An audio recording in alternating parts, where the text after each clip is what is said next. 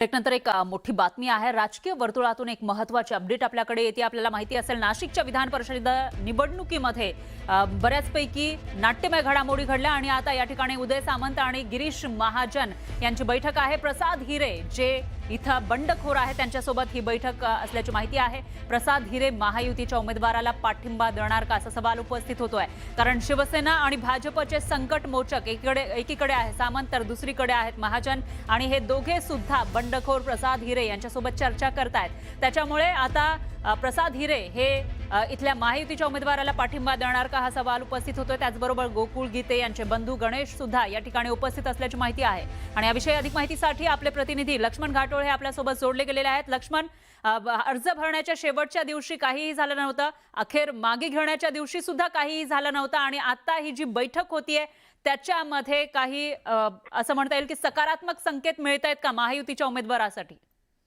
खरं आपण बघतोय की नाशिकची जागा जेव्हा शिंदेच्या शिवसेनेला सुटली तेव्हा भाजपच्या दोन बंडखोरांनी या निवडणुकीच्या रिंगणामध्ये उतरण्याचा निर्णय घेतला होता। त्यामधलं पहिलं नाव जे होतं ते म्हणजे गीते बंधू, अर्थात गोकुळ आणि गणेश गीते हे दोन बंधू होते आणि तिसरं म्हणजे प्रसाद हिरे हे देखील या निवडणुकीच्या रिंगणात उतरणार हे जवळपास निश्चित होतं। मात्र माघारीच्या शेवटच्या क्षणापर्यंत या दोघांची माघार करण्याचा प्रयत्न होता। त्यापैकी गणेश गीतेंची माघार झाली, मात्र गोकुळ गीतेंनी आपला उमेदवारी अर्ज कायम ठेवला, प्रसाद हिरेंचा देखील उमेदवारी अर्ज कायम राहिला आणि त्यामुळे निश्चितपणे महायुतीच्या शिंदेची शिवसेनेचे जे उमेदवार आहे नरेंद्र दराडे यांच्या समोर एक मोठं आणि तगडं आव्हान जे आहे ते या निवडणुकीमध्ये उभं राहिलं। इतर ठिकाणी अनेक ठिकाणी त्यांना ही निवडणूक जी आहे ती बिनविरोध करण्यामध्ये यश आलं, मात्र नाशिकची निवडणूक जी आहे ती बिनविरोध होऊ शकली नाहीये। मात्र या निवडणुकीमध्ये दोन बंडखोरे भाजपचे आहे आणि त्यामुळे भाजपचे संकटमोचक गिरीश महाजन आणि शिंदेच्या शिवसेनेचे संकटमोचक उदय सामंत नाशिकमध्ये तळ ठोकून आहे।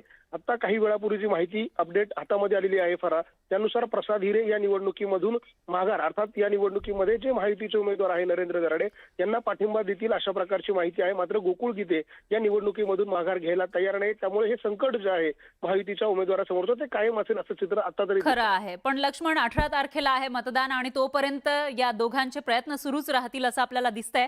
याविषयीची अपडेट आपण घेत राहूया। धन्यवाद तुम्ही दिलेल्या या सविस्तर माहितीसाठी।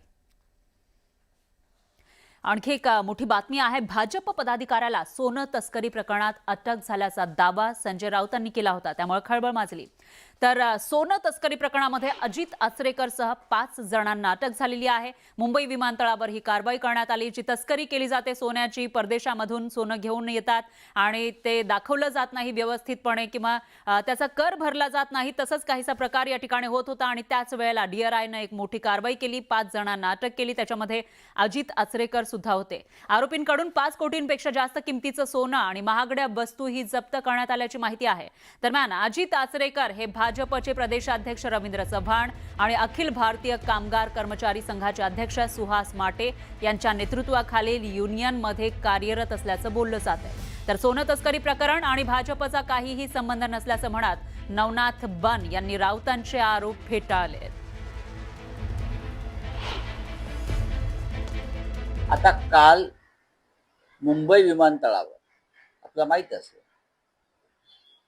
सोने तस्करीच्या प्रकरणामध्ये भारतीय जनता पक्षाच्या कार्यकर्त्यांना अटक झाली।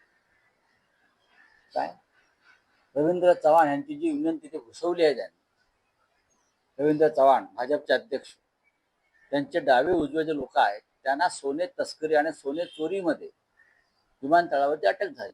याच्यावरती देवेंद्र फडणवीस का बोलत नाही? सोने तस्करीमध्ये भारतीय जनता पार्टीच्या कार्यकर्त्याला अटक झाल्याचा दावा संजय राऊत करतात। एका बाजूला संजय राऊतच म्हणतात की यंत्रणाचा दुरुपयोग भारतीय जनता पार्टी करते, मग भारतीय जनता पार्टीच्याच कार्यकर्त्याला जर अटक झाली असेल तर मग यंत्रणावर दबाव आहे का? मुळामध्ये भारतीय जनता पार्टीचा आणि या तस्करीचा काहीही संबंध नाही। कुठल्याही भारतीय जनता पार्टीच्या कार्यकर्त्याला किंवा आमच्या युनियनच्या कार्यकर्त्याला अटक झालेली नाही।